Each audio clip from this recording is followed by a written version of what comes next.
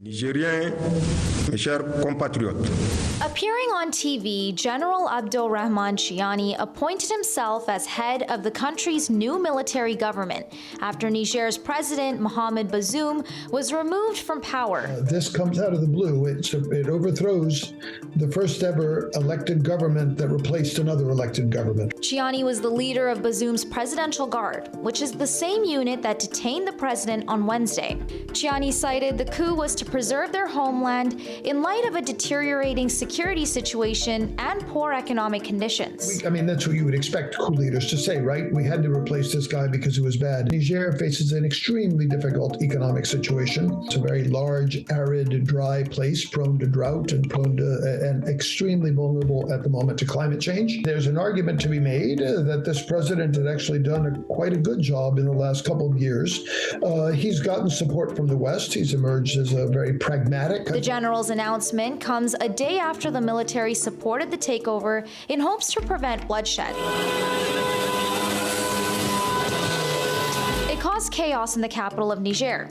Cars were burnt in front of the ruling party's headquarters, demonstrators looted buildings, and crowds of people were seen running.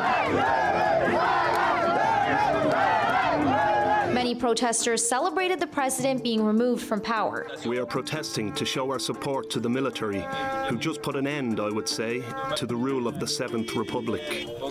Yesterday we saw the march of those supporting the president, but I am sorry. Today the real Niger has come out on the streets. The United Nations and countries like France and the US condemned the coup. I spoke yesterday with President Bazoum. I don't know exactly where he is, but he was detained.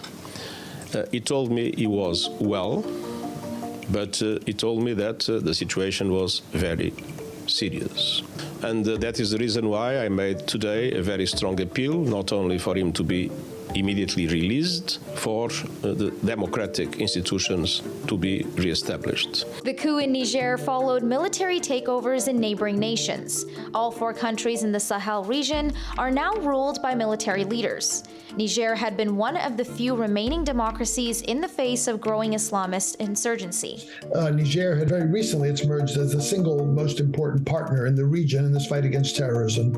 Mali and Burkina Faso, right next door, have had recent coups in the last few years that turned towards Russia and towards the Wagner Group. Chad, to the other side, to the east, has also had its own challenges. The military statement on Thursday warned against foreign military intervention, saying it could have disastrous consequences.